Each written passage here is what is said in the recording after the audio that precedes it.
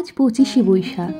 শুরু করছি কবিগুরু রবীন্দ্রনাথ ঠাকুরের 163তম জন্মদিনে তাকে স্মরণ করে, তার চরণে শ্রদ্ধাঞ্জলি জ্ঞাপন করে। কবিগুরুর জন্মের এই প্রথম শুভক্ষণ, যা প্রতি বছর আমাদের সবার জন্যে নতুনের বার্তা বয়ে আনে, যেন একসূত্রে বেঁধে রেখেছে বিশ্ব বাঙালির প্রাণভোমরাকে। 25শে বৈশাখের এই পুণ্য লগ্ন যেন আক্ষরিক অর্থেই সব কিছুকে নতুন করে দেখা, পাওয়া ও গ্রহণ করার উৎসব হয়ে সেজে ওঠে আমাদের জন্যে। নতুন বছর, নতুন ঋতু, নতুন পাতা, নতুন প্রকৃতি, তাই তো বাঙালির প্রাণ উদ্বেল হয়ে গেয়ে ওঠে। হে নূতন দেখা দি কারবার, জন্মের প্রথম শুভক্ষণ, তোমার প্রকাশ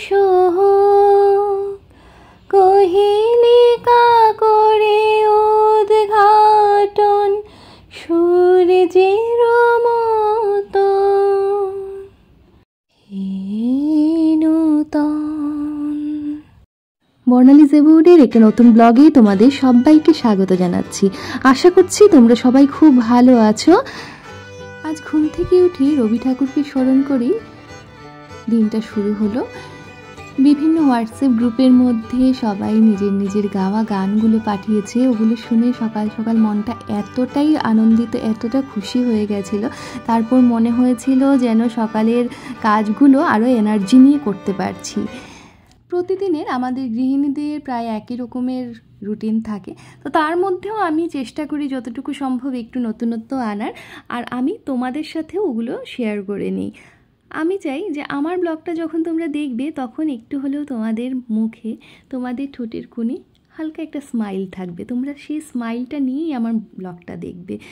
তার জন্যই আমি কখনোই আমার ব্লগের মধ্যে কোনো ডিপ্রেসিং কথাবার্তা বলতে চাই না, কেননা সবারই লাইফে কিছু না কিছু প্রবলেমস ওগুলো তো চলতেই থাকে। আমি চাই যখন তোমরা আমার ব্লগটা দেখবে তখন কিছু সময়ের জন্য হলেও তোমাদের মাইন্ডটা রিল্যাক্স হয়ে যায়।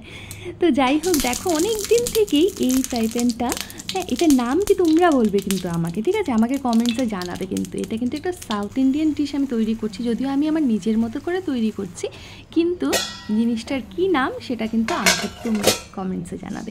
তো দেখো আজকে এই ব্রেকফাস্টটা তৈরি করে নিচ্ছে। ফ্রাই প্যানটা অনেক দিন থেকেই ভেতরে ছিল, আজকে এটা বের করলাম। ভাবলাম কি যে এটা অনেক দিন থেকে ইউজ করা হয়নি, তাহলে এটার মধ্যেই আজকে ব্রেকফাস্টটা তৈরি করে নেব। তোমরা অনেকেই আমাকে অনেক সুন্দর সুন্দর কমেন্টস করো, কিন্তু আমি অনেক সময় সবার কমেন্টে রিপ্লাই করতে পারি না, কেননা হয়ে যায় না একটু কাজকর্ম এসবের দিকে খেয়াল করতে করতে, তখন অনেক সময় রিপ্লাই দেওয়া হয়ে ওঠে না।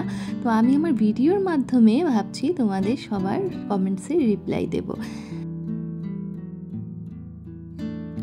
আমার শিলং ট্রিপের একটা ব্লগ পোস্ট করেছিলাম, যেটাতে শ্বেতা লাইফস্টাইল থেকে শ্বেতাদি আমাকে কমেন্ট করেছিল যে ঠিক 1 বছর আগে গেছিলাম, প্রতিটি রাস্তা খুব চেনা, ওই রেস্টুরেন্টে খেয়েছিলাম, দারুণ লাগলো ব্লগটা। থ্যাংক ইউ সো মাচ শ্বেতাদি, তুমি যে এত সুন্দর একটা কমেন্ট করেছো, আর আমারও খুব ভালো লেগেছে তো যে তোমার 1 বছর আগের স্মৃতিটা মনে পড়ে গেছে, খুব ভালো লেগেছে সত্যি। এদিকে দেখো এটা কি বলো তো, এটা হচ্ছে পাট পাতা, আর পাট পাতাকে আমরা সিলেটিতে বলি নালিয়া পাতা, ঠিক আছে? তো এই পাট পাতাটা বাজার থেকে রিপন কিনে নিয়ে এসেছিল। তো এটা দিয়ে এনে বলছে কি বলো তো, এটা দিয়ে নাকি গিট্টু খাবে, মানে কি নালিয়ার গিট্টু বলি আমরা সিলেটিতে। অ্যাকচুয়ালি কি বলবো এটাকে, গিট্টু মানে গাঁট আর কি। হ্যাঁ গাঁট মানে পাতাগুলোকে গাঁট দিয়ে দিয়ে তারপর এটার সাথে একটা রয়্যাল কম্বিনেশন হলো কাঁঠাল বিচি। তো ঘরে তো কাঁঠাল বিচি নেই, কেননা এখনও বাজারে সেভাবে পাকা কাঁঠাল বিক্রিও হতে দেখিনি, আর তোমার কাঁঠাল বিচিও আসেনি ঘরে।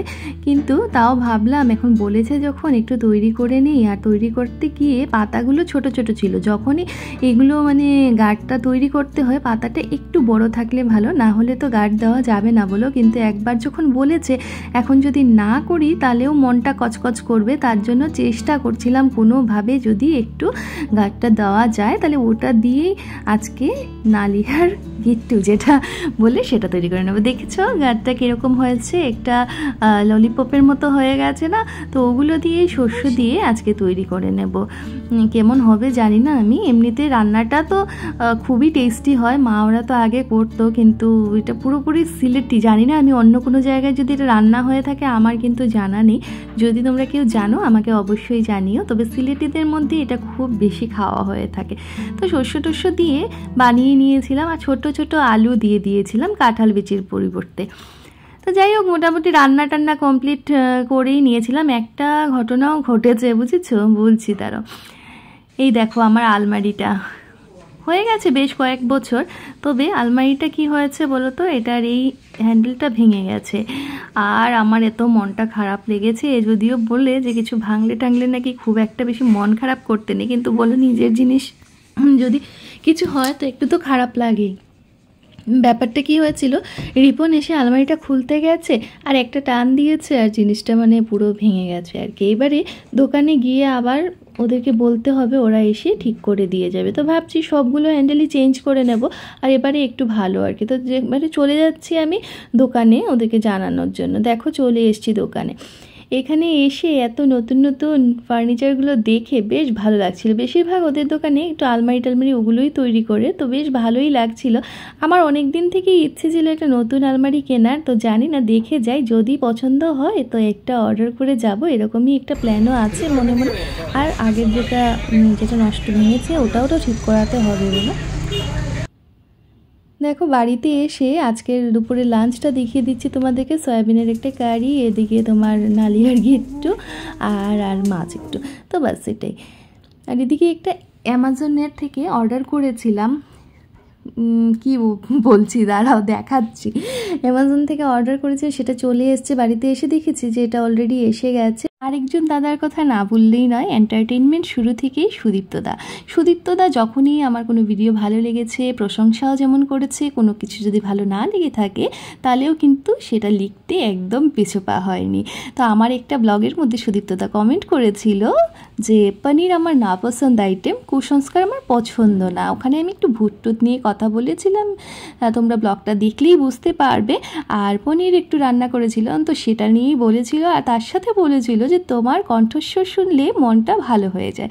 থ্যাংক ইউ সো মাচ সুদীপ্তদা, থ্যাংক ইউ সো মাচ। তোমার এই কথা আমার জন্য অনেক অনেক অনেক, মানে কি বলবো তোমাদেরকে। আর এইদিকে দেখো আমার যে হেডফোনটা, ব্লুটুথ হেডফোনটার কালারটা হচ্ছে পুরো নেভি ব্লু। এত সুন্দর হয়েছে কালারটা, আমার খুব ভালো লেগেছে। অনেক দিন থেকেই আনাবো করে আনানো হচ্ছিল না, তো আলটিমেটলি আনিয়েছি আর তোমাদের সাথে শেয়ারও করে নিচ্ছি। তো আজকের আলমারিটার কথা একটু, তো আলমারিটা ভেঙেছে বলে একটু দুঃখ লেগেছে, কিন্তু এটা আসায় মনটা আবার খুশি হয়ে গেছে। তো চলো বন্ধুরা, আজকের জন্য টাটা, নেক্সট ব্লগে আবারও দেখা হচ্ছে।